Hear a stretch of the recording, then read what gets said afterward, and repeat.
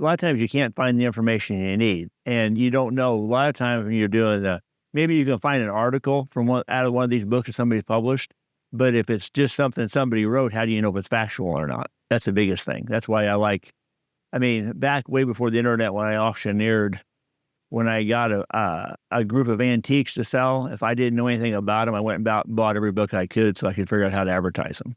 And I still think that I still sit there and look through books, because there's like some of these other books I brought with me are some early, I guess is an early book from like I think late 90s or sometime in the 90s. It's done by Brunner.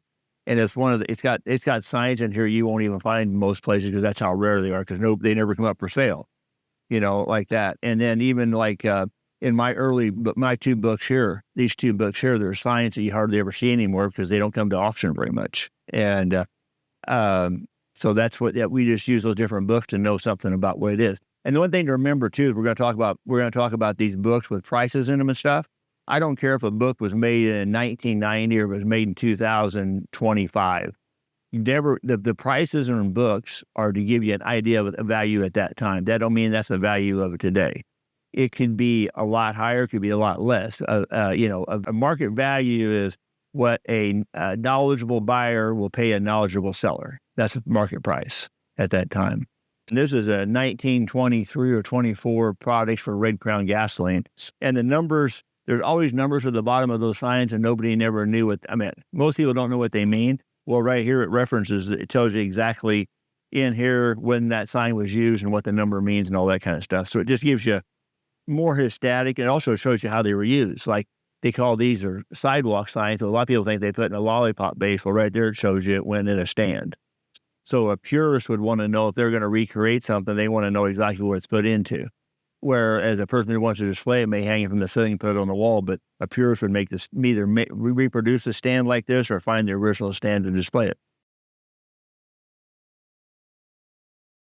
There was a sign the other day I was cataloging for an auction. I picked it up and it didn't look right. I pulled it up. Well, I just knew that the border wasn't right. The border was a half an inch wide and it's only supposed to be an eighth of an inch wide, stuff like this. That's how you use these books. Now, books are just like the internet or Google or whatever else. It's what information is on there, and it's not always right. Like in my first book I have it marked here, I think. My first book here, we got an oilism sign, which everybody knows what this sign is. It's pretty iconic. Well, I said in my first book that there were no single-sided original ones. Well, after this book was written in 2010, somebody proved me wrong. So now they are. So that's something different that we didn't know about.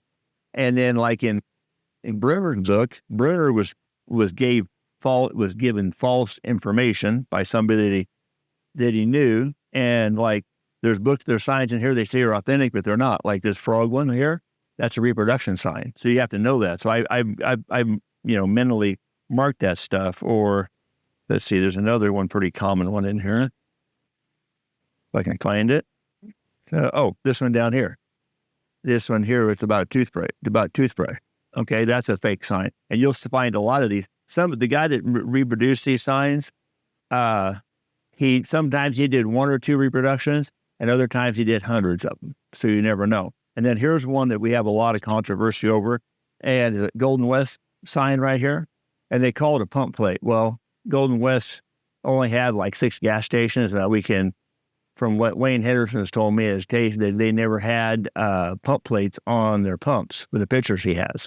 So we come to the conclusion these are truck door signs. And this sign here, the one with the dark blue mountains, are not correct. The only original ones are baby blue mountains. So, there's just different things, and there's just different books. Like there's some signs in here that they thought were fake that are real, and some that were in this book like that. So you just gotta do your due diligence about knowing how to use different things. It's just these books are just tools you use, and you got to make your own decisions.